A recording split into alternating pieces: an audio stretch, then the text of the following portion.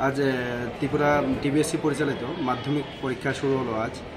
तो आमरा अखिल भारतीय विद्यार्थी परिषदेर पश्चिम जिलार पक्ष थेके चंदन एवं फुल दिए तादेरके शुभेच्छा जानाई एवं एखाने आगरतला जिलार जे तो कार्यकर्ता आछे आमरा एखाने उपस्थित, तो सबाई मिले तादेरके शुभेच्छा